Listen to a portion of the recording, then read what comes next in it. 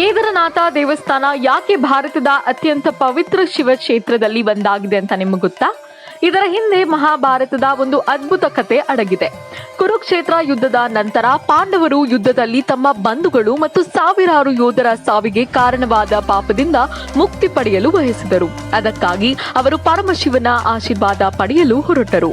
ಆದರೆ ಯುದ್ಧದ ವಿನಾಶದಿಂದ ಅಸಮಾಧಾನಗೊಂಡಿದ್ದ ಶಿವನು ಅವರನ್ನು ಭೇಟಿಯಾಗಲು ಇಚ್ಛಿಸಲಿಲ್ಲ. ಅವರು ಕಾಶಿಯನ್ನು ತೊರೆದು ಹಿಮಾಲಯದ ಪರ್ವತಗಳಲ್ಲಿ ಒಂದು ಎಮ್ಮೆಯ ರೂಪದಲ್ಲಿ ಅಡಗಿಕೊಂಡರು. ಪಾಂಡವರು ಶಿವನನ್ನು ಹುಡುಕುತ್ತಾ ಹಿಮಾಲಯದ ಕಠಿಣ ಪ್ರದೇಶಗಳಿಗೆ ತಲುಪಿದರು.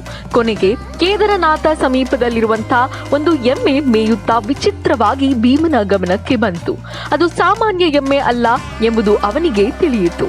ಭೀಮನು ಅದನ್ನು ಹಿಡಿಯಲು ಮುಂದಾದಾಗ ಆ ಎಮ್ಮೆ ಭೂಮಿಯೊಳಗೆ ಮುಳುಗಲು ಆರಂಭಿಸಿತು. ಭೀಮನು ಅದರ ಬೆನ್ನಿನ ಭಾಗವನ್ನು ಬಿಗಿಯಾಗಿ ಹಿಡಿದನು.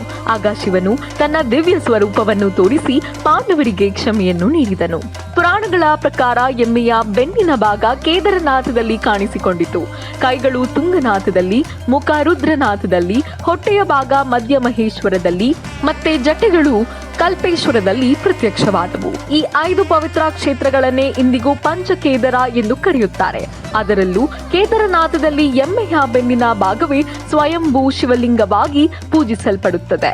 ಸಮುದ್ರ ಮಟ್ಟದಿಂದ ಸುಮಾರು 17,700 ಅಡಿ ಎತ್ತರದಲ್ಲಿರುವಂತಹ ಈ ದಿವ್ಯ ಕ್ಷೇತ್ರ ಕೇವಲ ಒಂದು ದೇವಸ್ಥಾನ ಮಾತ್ರ ಅಲ್ಲ, ಇದು ಭಕ್ತಿ, ಪಶ್ಚಾತ್ತಾಪ, ಕ್ಷಮೆ ಮತ್ತು ಶಿವನ ಕೃಪೆಯ ಪ್ರತೀಕ.